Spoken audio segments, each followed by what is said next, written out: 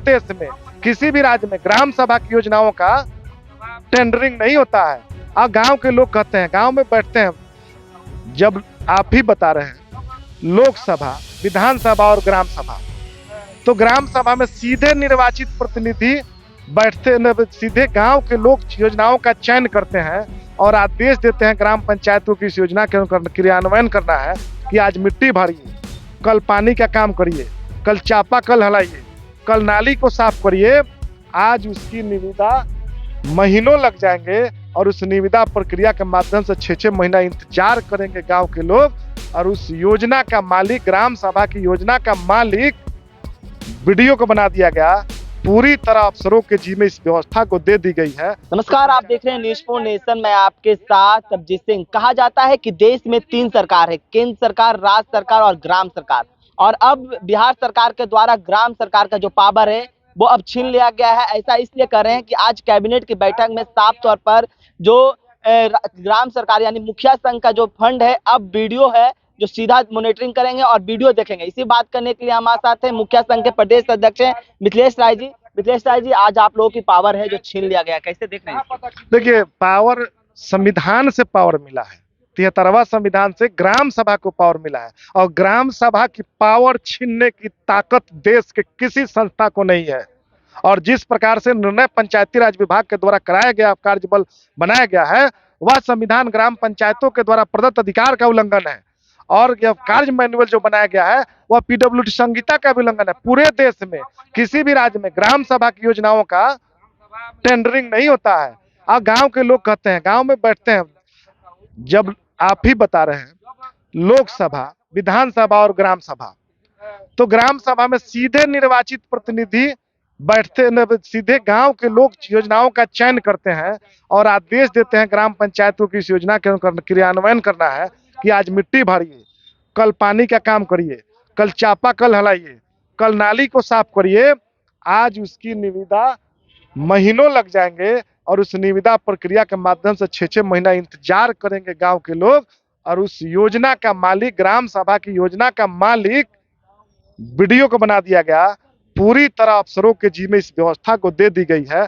तो पंचायती राज व्यवस्था बिहार में बनाने की कोई आवश्यकता नहीं थी। संविधान कहता है कि सभी राज्य सरकारें ग्राम सभा की रक्षा के लिए कानून बनाए, और ग्राम सभा की रक्षा के लिए जो कानून बना राज्य सरकार के द्वारा 2006 में बनाया गया, ग्राम सभा की उससे रक्षा होती थी। लगातार संशोधन, 17 संशोधन किया गया, और 17 संशोधन से ग्राम पंचायतों में हस्तक्षेप करने का पहले प्रयास किया गया।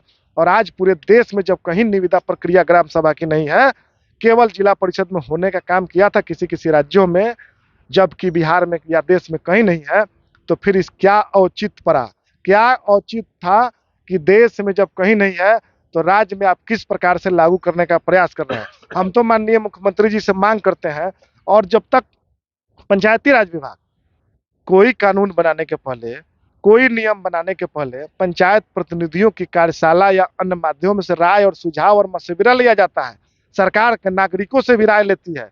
जिसको निर्वाचित किया, जो इलेक्टेड बॉडी है, उससे आपने कभी राय नहीं लिया, किसी वार्ड सदस्य से आपने राय नहीं लिया, किसी मुखिया से राय नहीं लिया, किसी जिला परिषद सदस्य से राय नहीं लिया, किसी पंचायत समिति से राय नहीं लिया। और बगैर राय लेकर के किससे राय लिए? हम लोग तो पूछते हैं पंचायती राज विभाग से कि आप किससे राय लिए हैं, भूत से लिए हैं कि प्रेत से लिए हैं, कि किससे राय लिए हैं? जब आपने राय ले, बताइए साहब आ करके कि किससे आप राय लिए हैं, कौन कानून, या यह जो नियम बनाया गया है पूरी तरह नियम विरुद्ध है। हम माननीय मुख्यमंत्री से मांग करते हैं कि पूरी व्यवस्थाएं इससे चरमरा जाएंगी।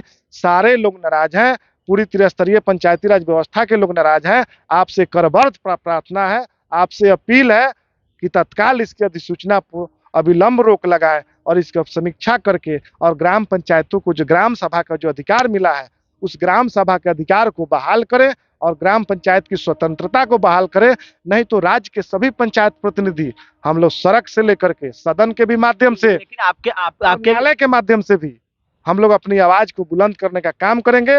और इससे भी नहीं बन पड़ा तो राज्य में हम लोग माननीय मुख्यमंत्री से भी कहेंगे कि सब लोग हम लोग इस्तीफा दे देते हैं, कोई जरूरत नहीं है ग्राम पंचायतों के पुनः चुनाव कराइए या अफसरों के हवाले हो जाए, पंचायती राज के पदाधिकारी जो हम लोग हैं उन लोगों के हवाले कर दे सरकार। लेकिन अब जिस तरह से कहा जाए कि मानसून सत्र होने वाला, आपके भी चुने प्रतिनिधि विधानसभा विधान परिषद में बैठते हैं, उनको तो क्या कहिए उन लोगों को भी तो हम अपील करते हैं, आपको भी, आप तो अब तो वार्ड सदस्य भी इससे प्रभावित हैं, आप लोग भी लगातार इसमें आपसे उम्मीद करेंगे, आप लोग भी इसमें कन्नी मत काटिए। माननीय विधायकों से कहेंगे कि विधायक जी आपका भी चुनाव है, आप भी कन्नी मत काटिए।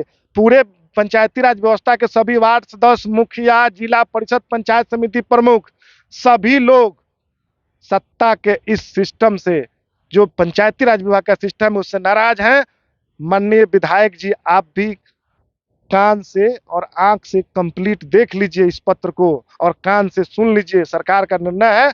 और माननीय जो हमारे विधान परिषद के सदस्य हैं, आप भी सुन लीजिए। आप लोगों से भी अपील है कि कब तक सहिएगा। लगातार यह जिस प्रकार से कुठाराघात किया जा रहा है, आपको भी सोचना पड़ेगा, नहीं तो गांव में लोग निकलने नहीं देंगे आपको। सब लोग पूछेंगे सवाल, गांव के लोग सवाल पूछेंगे, गांव की जनता पूछेगी कि आज हमको नली का बनाना है, काम करना है। तो निविदा के माध्यम से कहीं ना कहीं आप सभी से अनुरोध है, आपको भी गांव के लोग, मुखिया लोग, पंचायत प्रतिनिधि, त्रिस्तरीय व्यवस्थाएं और जो भी हमारे सम्मानित संसद सदस्य हैं, लोकसभा के सदस्य हैं, विधानसभा के हैं, विधान परिषद के हैं, आपको भी आशा भरी नजरों से लोग देख रहे हैं। आप से भी उम्मीद है, आप लोग आगे आइए और आप सभी लोग बयान दीजिए और आगे आइए और आगे मिलजुल करके पंचायती राज व्यवस्था को मजबूत करने में हाथ बटाइए। और माननीय मुख्यमंत्री जी से भी अपील है कि अविलंब इस पर तत्काल इस पर रोक लगाए। पर आपने सुना मुखिया संघ का प्रदेश अध्यक्ष और मुखिया से क्या करना है, जिस तरह से आज पंचायती राज विभाग के द्वारा जो निर्णय लिया गया है, इसका लोग कह रहे हैं कि सरकार को इस पर विचार करना चाहिए और अविलंब इसको रोक लगाना चाहिए। इस तमाम खबर न्यूज़ के साथ नमस्कार।